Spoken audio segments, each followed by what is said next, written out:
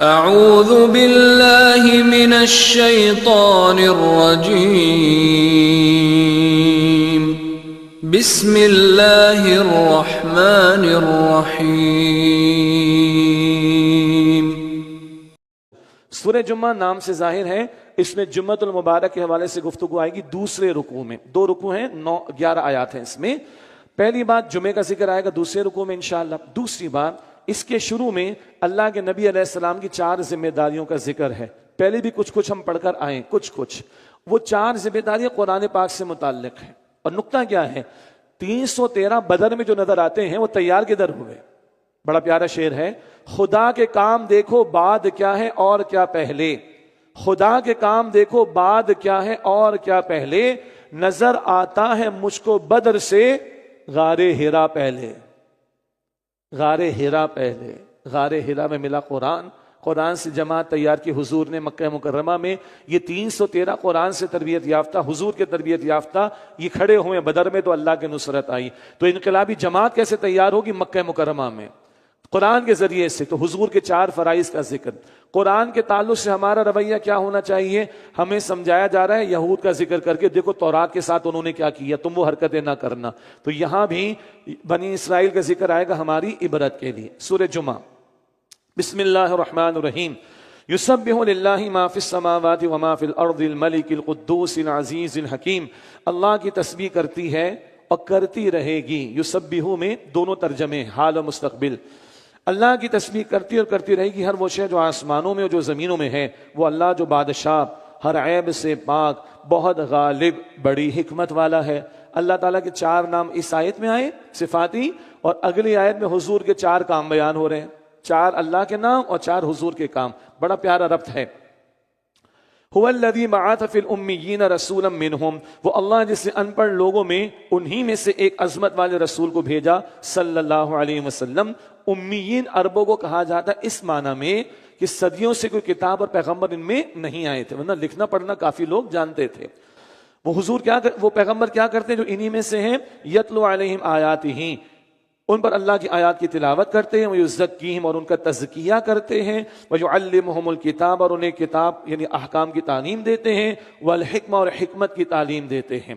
یہ 4 باتیں پہلے بھی آئی ہیں سورہ البقرہ میں آیت نمبر 129 میں، پھر سورۃ البقرہ میں آیت نمبر 151 میں، پھر سورہ آل عمران میں آیت نمبر 164 میں۔ وہاں بھی یہ ذکر آیا 4 کام حضور نے قرآن کے ذریعے۔ آیات کی تلاوت پہلا کام ہے، آیات کے ذریعے تزکیہ، قرآن دلوں میں اتارنا، پھر تعلیم، احکام کی الیبریشن۔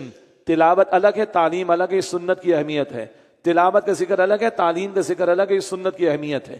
اور حکمت، احکام کی حکمت بھی حضور نے بیان فرمائی اور قرآن پاک بھی بیان فرماتا ہے۔ یہ 4 کام قرآن کے تعلق سے اس سے ایک انقلابی جماعت اللہ کے رسول نے تیار کی۔ آج ہم بھی کوئی انقلاب برپا کرنا چاہتے ہیں، پہلے فکر اور سوچ میں انقلاب آئے گا بھائی، قلب بدلے گا، پہلے قلب سے انقلاب ہے۔ قلب دل کو کہتے ہیں، یہ دلوں کو پہلے بدلو، ایمان اس میں پیدا کرو، پھر کوئی بڑا انقلاب آئے گا انشاءاللہ۔ آج بھی کوئی انقلابی تحریک اٹھانا چاہتے ہیں، انقلابی جد و جہد کرنا چاہتے ہیں، قرآن سے پہلے دلوں کو بدلنا ہوگا، سوچ اور فکر کو جلا بخشنی ہوگی، پھر کوئی جماعت تیار ہو کر غلبہ دین کی جد و جہد میں آگے بڑھے گی۔ یہ فلسفہ مکے کے 13 برس سے ہمارے سامنے آتا ہے۔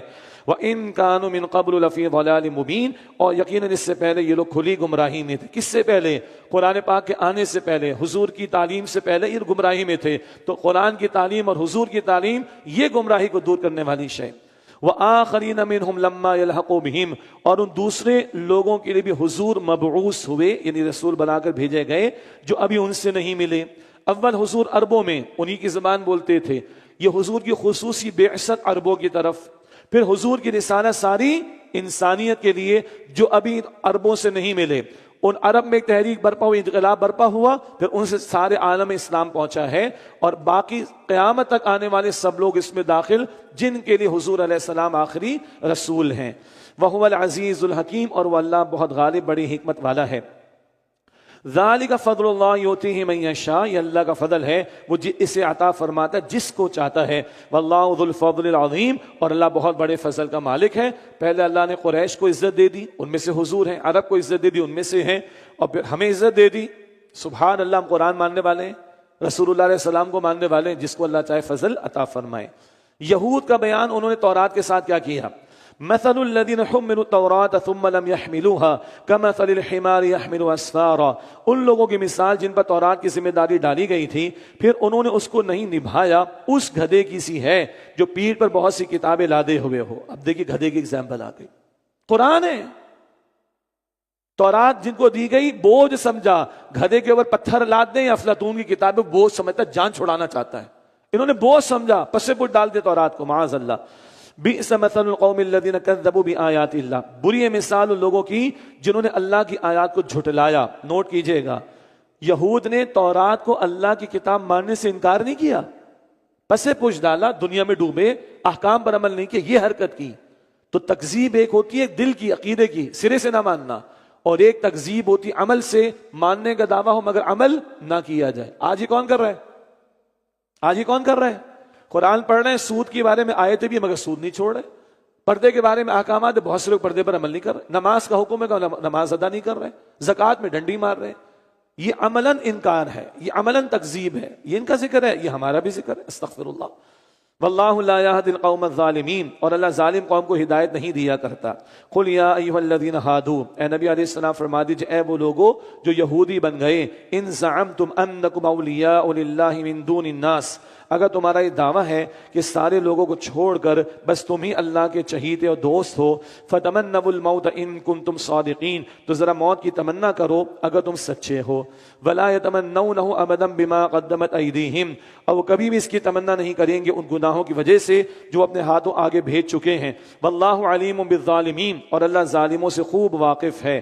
قل آپ فرما دیجئے ان الموت الذی تفرون منہ، آپ فرما دیجئے بے شک وہ موت جسے تم بھاگتے ہو، فَإِنَّهُ مُلَاقِيكُمْ، وہ ضرور تمہیں ملنے والی ہے، موت تو اٹل حقیقت ہے، آ کر رہے گی۔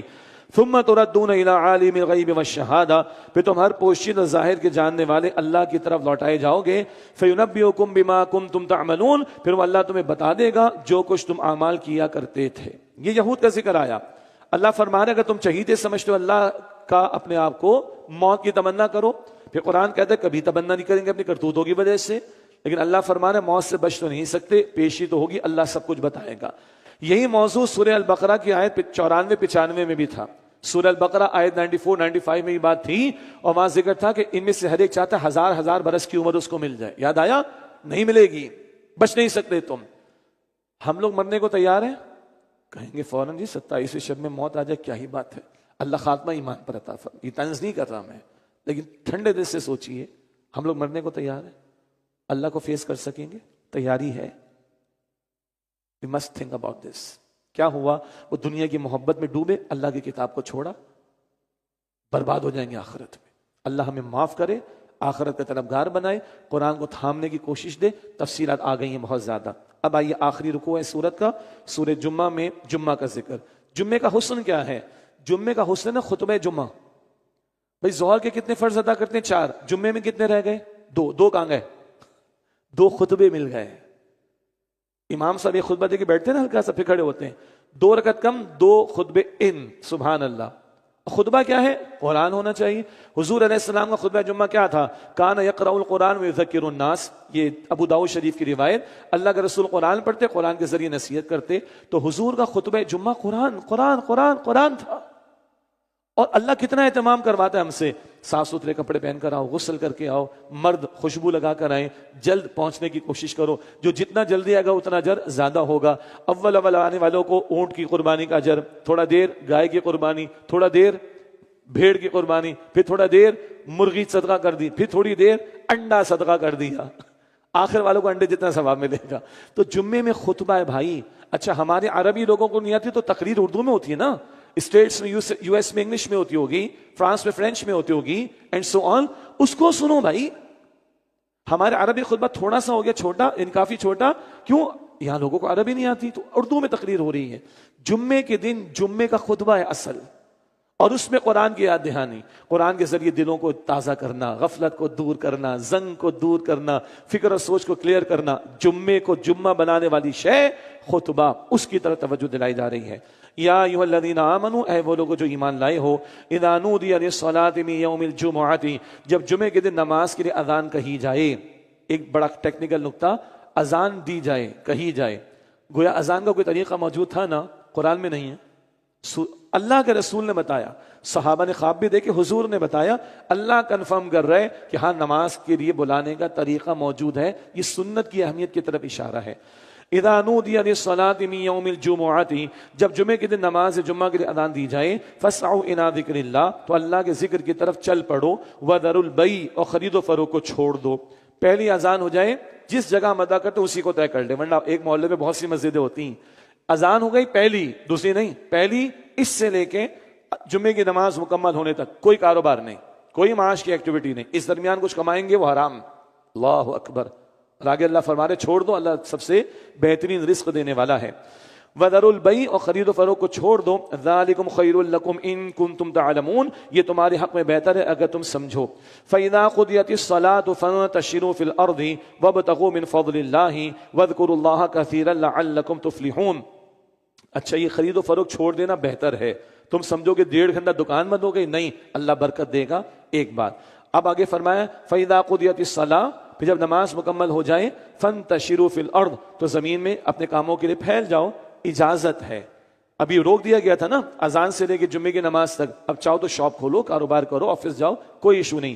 وابتغوا من فضل اللہ، اور اللہ کے فضل میں سے تلاش کرو۔ حلال کا معنی ہے جو ملنا ہے وہ اللہ کا فضل ہے، اپنی انٹلیکٹ قوت بازو کو نہ سمجھنا، یہ اللہ کا فضل ہے۔ وَاذْكُرُوا اللَّهَ كَثِيرًا لَعَلَّكُمْ تُفْلِحُونَ، اور کثرت سے اللہ کا ذکر کرو تاکہ تم فلاح یعنی اصل کامیابی حاصل کر سکو۔ یہ نہیں کہ پوری تیاری کے ساتھ جمعے کے دن آئے اور اس کے بعد 1 ہفتے کی چھٹی ایسا نہیں، جمعے کے بعد بھی ذکر، جمعے کی نماز کے بعد عصر بھی آئے گی، مغرب بھی آئے گی، عشاء بھی آئے گی، اگلے دن فجر بھی آئے گی، کثرت سے اللہ کا ذکر کرو، لعلکم تفلحون، تاکہ تم فلاح پا سکو۔